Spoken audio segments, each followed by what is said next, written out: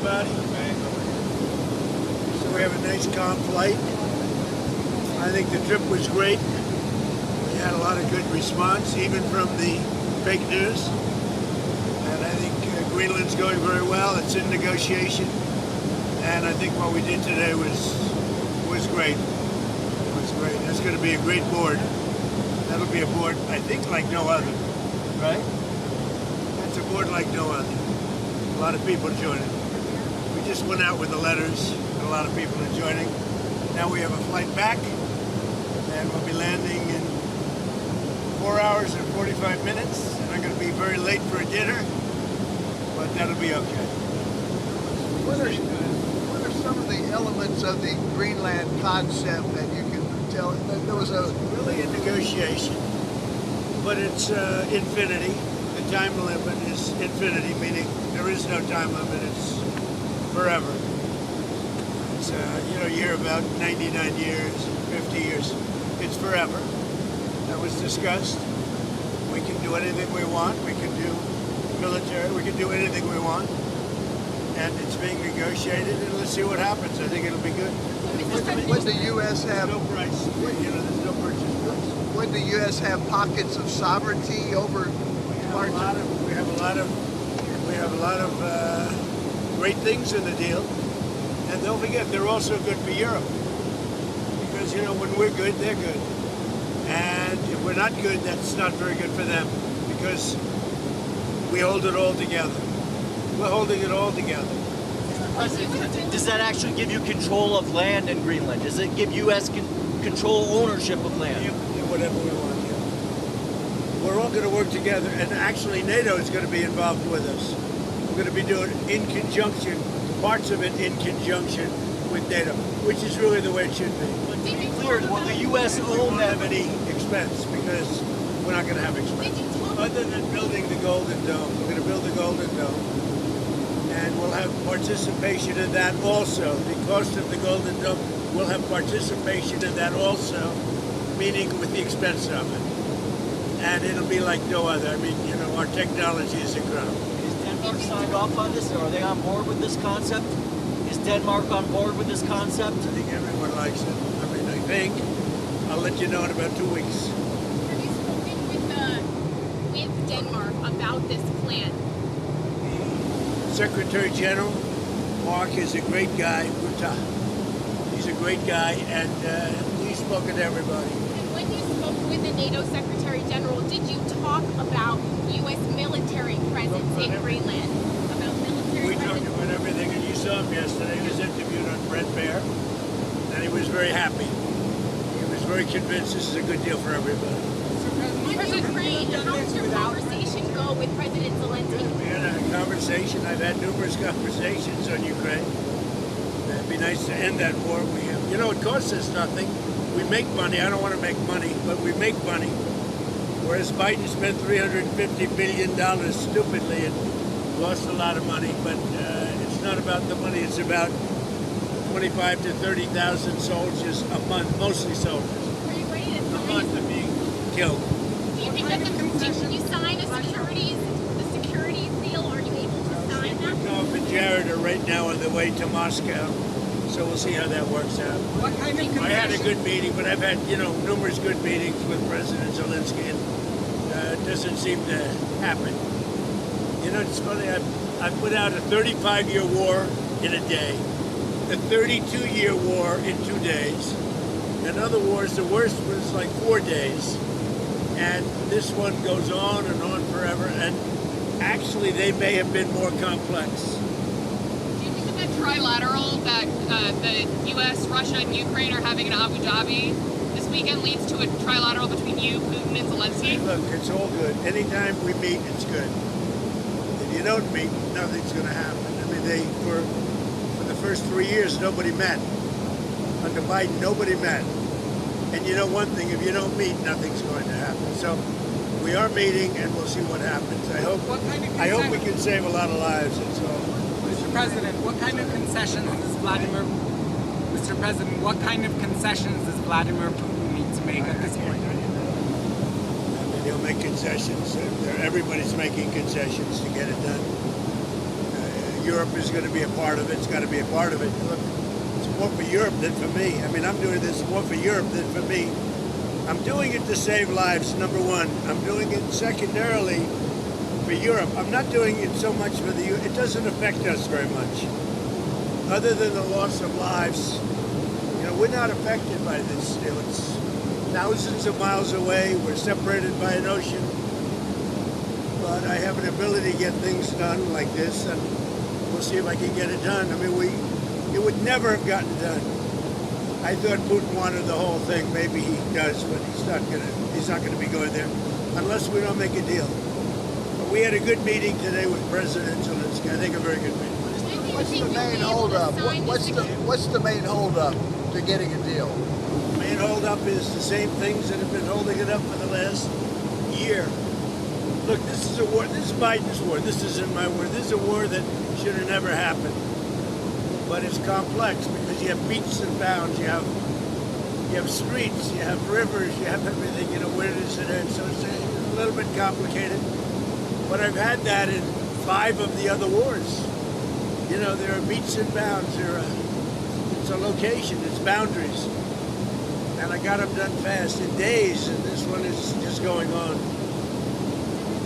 You know, what's happened here is there were times when Putin didn't want to make a deal, times when Zelensky didn't want to make a deal, and it was like opposite times. Now I think they both want to make a deal, but we'll find out. Did something change that makes you think that Putin and Zelensky now are serious about it? I don't make any predictions.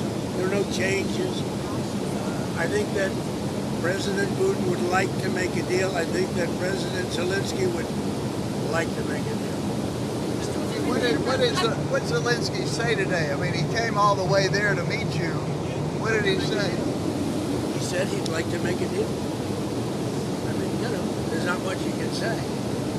People know the parameters. It's not like, you know, we're discussing things that have been discussed for 6 or 7 months, and he came and he said he wants to make a deal because I wasn't necessarily sure. I think he should want to make a deal. It's pretty tough. It's really tough on the people of Ukraine. I'll tell you that. Mr. President, How they live without heat, where it's 20 degrees below zero. You know, it's very cold. That's a colder climate for the most part than Canada. And they live without heat. I asked him, I mean, how do they do that? And he gave me an answer. It's pretty amazing what they do to live. It's no way to live. Yeah. Back to Greenland. Can you elaborate more on we're trying to understand what exactly the concept is here. Is the U.S. going to actually take ownership of it? We'll have something in 2 weeks. There's a good spirit to get something done, and we have to have a strong freedom. We have to have the ability to do exactly what we want to do. We have a great military. I built a great military. I did this in my first term. And continuation, big continuation. I think what we did with the defense companies was very important too, because we need things faster. We have the best weapons in the world by far. We showed that last week with Venezuela. We have the best weapons in the world. We have to make them faster. How would it be any different than the current situation? The U.S. can much different, much more detailed, much more generous to the United States. It's a much more generous deal. It has to be. And we're building a Golden Dome, and you see the way it works. That is so much better for us and for Europe to have that piece of ice covered by the Golden Dome. You mentioned Venezuela. You've expressed optimism in your relationship with Delcy Rodriguez. Are you inclined to let her stay in power? Well, right now they're very strong leadership. I mean, they're showing very strong leadership. I also spoke with Maria today, and who I like a lot. But Delcy's shown very strong leadership so far, I have to say. And we're moving in, to the United States, millions of barrels of oil as we speak. You know that. You see it. You see what's happening.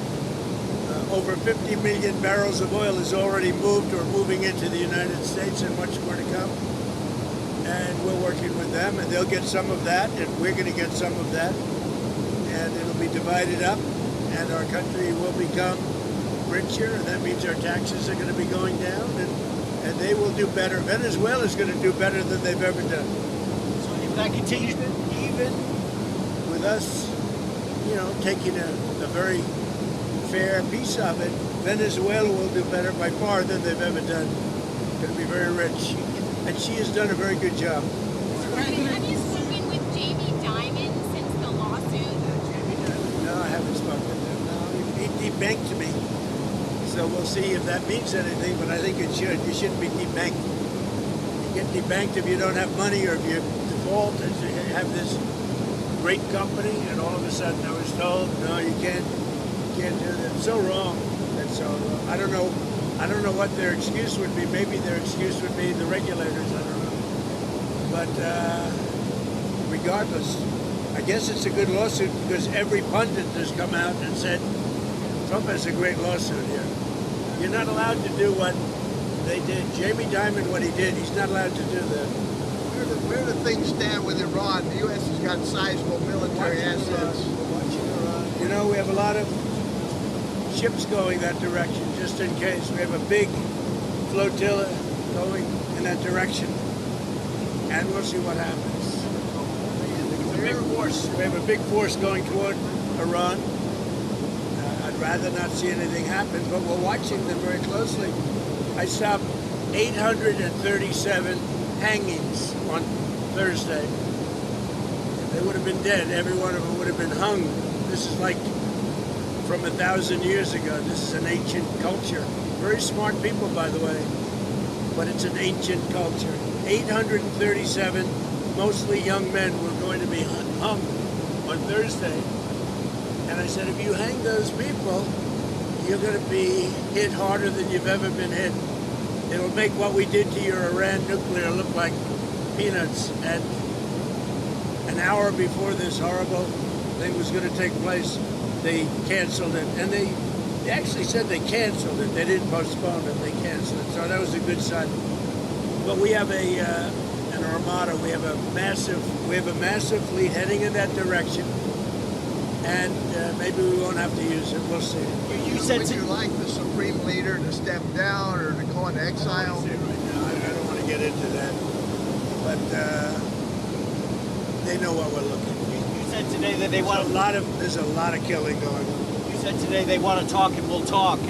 So if you set something up and they asked you to, Yeah, I do. I would. I mean, that happened. But we've talked to them a lot. They should have made a deal before we hit them with the nuclear, because we really that was a devastating hit. That whole area is out of play. And if they try and do it again, they're going to have to go to another area. We'll hit them there too, just as easily, much more easily. Because that was very advanced. They were building that for 10 years, and they'd have to start anew. So there was a total obliteration. Are you still planning to go ahead with those tariffs that you had mentioned on the secondary tariffs for those affected by businesses in Iran, the 25% tariffs? I am doing that, yeah. We're doing that. If you do business with Iran, you're going to have a tariff of 25%. And when should that go into effect? Effect very soon. Do you still think there's a possibility that the UK or France could join the Board of Peace? Well, I think they're going to want to. Well, look, some countries have a prohibition, and they're going to their legislatures and getting out. In most countries, the prime minister or the president can sign. You saw a lot of them today. Don't forget, the letter only went out 2 days ago. We had almost 30 people already at very important countries. But there are some countries, like Italy, who told me she wants to sign. She wants to be desperately, but I think she has to go back to her legislative branch. And we have that with Poland too. He said we want to. I was the one that endorsed him. He's great, by the way. He's doing a great job, Carol. But he has to get an approval. Some have to get an approval, some don't. Most don't, but some do. They have, a legal requirement to get an approval. Do you envision being chairman of the Board of Peace past your second term in office? I have the right to be if I want. I'll decide. We'll see what happens. But they'd like me to be. It's in theory for life, but I'm not sure I want that. But it's going to do great work with Gaza and maybe other things. It could be beyond Gaza. and we'll work in terms of the with the United Nations, who I've always said the United Nations has great potential, but they have not lived up to the potential. And I say 8 wars and I never spoke to them. You'd think I would have spoken to them a lot. But the United Nations has great potential. I think working with the Board of Peace is going to be a good thing for the United Nations. Will you tell us who your Fed pick President is? said a couple of days ago that there would be something in the works where you can take money out of your 401k to help on purchasing a home. Is that something that the administration is working on? I'm not a huge fan of other people like it. They're talking about taking money out to put a deposit down on a home. And one of the reasons I don't like it is that their 401ks are doing so well. 401ks are up 80, 90% in some cases. And you're talking about a lot of people. We're talking about very mainstream. And they're really doing, and the housing market's good, but the 401ks are doing much better than the housing market. I like keeping their 401ks in great shape. I like keeping their 401ks. I'm not a huge fan of putting down a deposit. I'm not. I'm so happy with the way 401ks are doing. But yeah, people tell me they're up 88%. And over the period of a year, over a full year, it's going to be, it's going to be close to 100%. Yeah, Steve. Can you tell us? Back to the Board of Peace. Some of the countries are, I think the permanent members contributed $1 billion. What is that money supposed to be for Gaza? Countries have already put up $1 billion. Some of the countries have already put up much more than that. What's that money for? And that's a lot of money, but it's nothing compared to the value of peace. Peace is so destructive for everyone, even countries that aren't involved. It's so destructive for everybody when you have wars. Will you tell us who your Fed pick is, sir? Will you tell us who your Fed pick is? I'll be telling you soon. No, I have somebody that I think will be very good, but I'm not going to reveal it. From Wall Street? Someone from Wall Street? Somebody that's very respected, very, very well known, and will do, I think, a very good job. President Putin has said that he may use frozen Russian assets to pay for his entry to the Board of Peace. Are you inclined to let him do that? I don't know about that. I've heard that. Who said that? President Putin. It's very interesting. But he said he's going to use his money. His frozen If assets. he's using his money, I think that's fine. Yeah. You're talking about where he said this morning Yes. he's going to join the Board of Peace and he's going to make a contribution of $1 billion. Yeah, by using his money. If he's using his money, that's great. I think it's important to have everybody in. Are you concerned about the investigation into Jay Powell, making Jay Powell stay longer on the Fed? No, I'm not concerned. We'll have to see what happens. He's too late. It's always too late. Despite that, we have interest rates going down. And also, he's, building a small complex, the Fed building, and they're going to be close to $4 billion.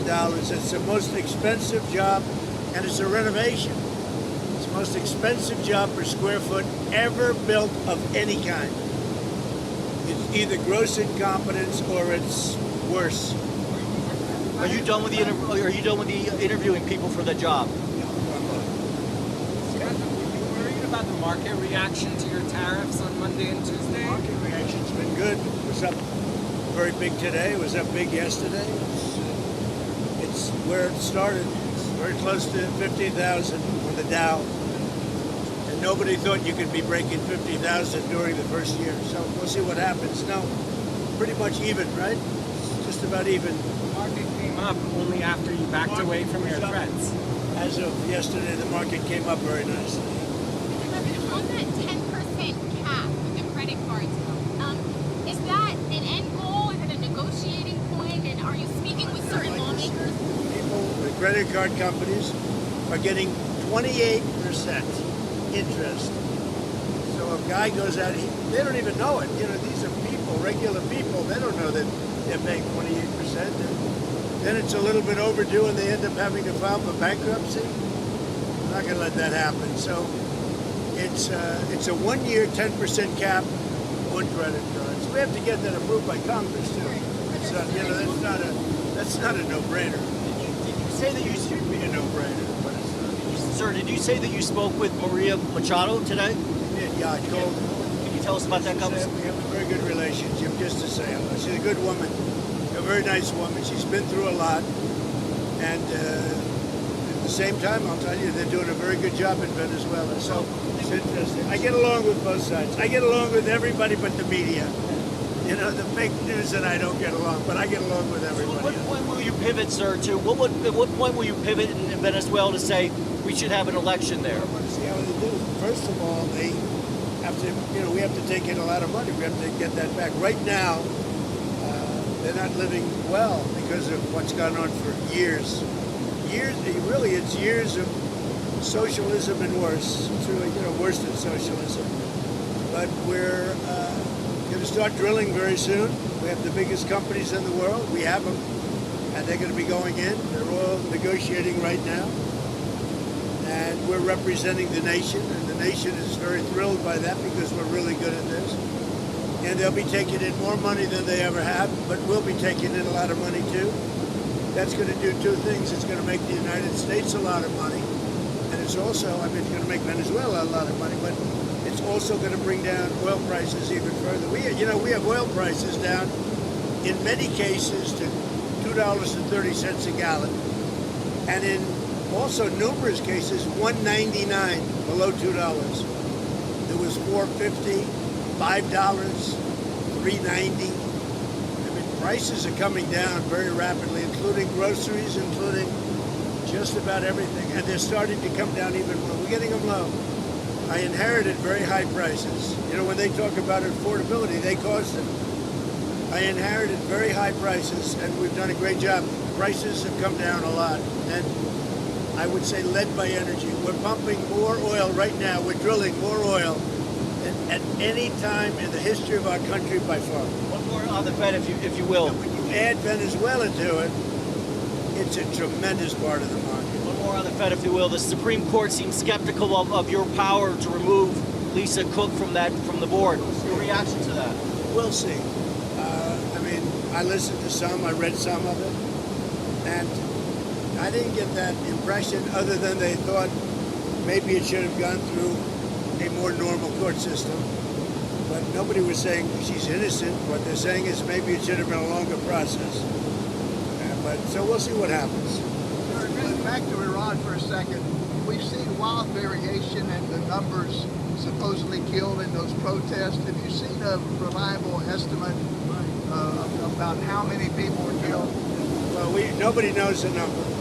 It's a lot no matter what. Hey, if it was one person, in this country, if it's one person, it's, front page news. It's a lot of people. But there's a difference between a lot and 20,000 people. So we'll find out what it is. We're going to find out exactly what it is. Have you arranged a meeting with health insurance executives? You had mentioned you would have. When will that be taking place? With the biggest company, yeah. We have. What I'd like to see is that the money is paid not to the health insurance or not to the insurance companies, directly to the people into a healthcare account, savings account. And the people buy their own healthcare. Now, the Democrats don't like that because they're owned by the insurance companies.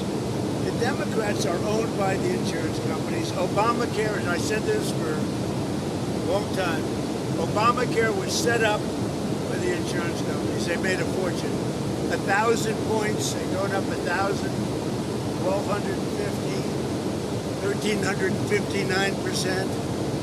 That's all the money pouring in. I want the money to go directly to the people. Let the people buy their own health care.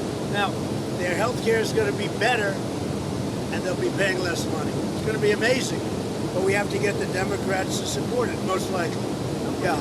You're going to Iowa on Tuesday. What's your message there ahead of the midterm elections? Great to the farmers. The farmers have been great. I helped them out when we were going through the difficulty with China, which we solved. China's buying a lot of product right now, as you know. But while we had that negotiation, and I gave them, billions of dollars, and they were very happy. The farmers like Trump, and I like the farmers. I won their vote I won almost all aspects of look at the auto workers, how well I did with the Teamsters, the auto workers. But the farmers have been very special to me, very successful. All 3 terms. I won it all the time. So I think they're really happy, the farmers, with what's happening. You've expressed some concern, though, about the midterm elections. My only concern is that presidents never win. You know, what is it, 2 times in 50 years? Democrat or Republican. Even, I mean, nobody had a better first year than I did. Look at what we've done. We have the greatest economy in the world. We have the greatest investment in a country in history by many times. Nobody's ever had that. Think of it, $18 trillion. We have thousands of businesses being built right now. And they're going to be opening soon, and it's going to be amazing. Also, the great big beautiful bill kicks in now, you know, now and over the next couple of months. That's going to have a huge impact when you have no tax on tips, no tax on Social Security, no tax on overtime. That's going to have a huge impact. Also, the 1-year depreciation is big for businesses. They're going to have to hire a lot of people. So I don't think there's ever been anything like it. I think we have a great country. We have a country back. We were a dead country, and now we're great. How much travel are you going to do this year, campaign travel? I'm going to do a lot of campaign traveling. I hate to tell you guys, but it's going to keep you employed. No, we're going to work hard. I mean, the only problem with that question is, for whatever reason, it's a deep down psychological reason, sitting presidents that won, even that won big, we won big, all 7 swing states, a popular vote, sitting presidents don't seem to do well in the midterms. I guess over a 50-year period, they won twice. So I don't know what that is. That's something down deep. You'd have to ask a psychiatrist about that. But we should do great. We won the election big. The border is now great. The border is the best we've ever had. The border is the best there is anywhere in the world. Look at some of the European countries, what happened. They wish they had our border. And they tell me that openly. They wish they had our border. And they have to do something about immigration. Mr. President, how many times do you think you'll meet with the Chinese president this year? I'm going to make a trip. I'm going in April. He'll come toward the end of the year. And I look forward to seeing President Xi. I've always had, his wife is fantastic. He's an amazing guy. And I've always had a great relationship. President Xi of China. Always had a great relationship with him. It was a very strained relationship during COVID. But now it's an excellent relationship. Look, you see that. Look at all the farm product they're buying now. The soybeans, they're buying a lot of soybeans. And that makes our farmers happy. And that makes me happy. Thank you very much, everybody. Thank you. We saw the bruising on your hand. Are you okay? Very good. You good? I clipped it on the table. So I put a little, what do they call it, cream on it. But I clipped it. I would say take aspirin if you like your heart, but don't take aspirin if you don't want to have a little bruising. You know, if you take I take the big aspirin. And when you take the big aspirin, they tell you you're bruised. The doctor said, you don't have to take that, sir. You're very healthy. I said, I'm not taking any chances. So anyway, but that's one of the side effects of taking aspirin.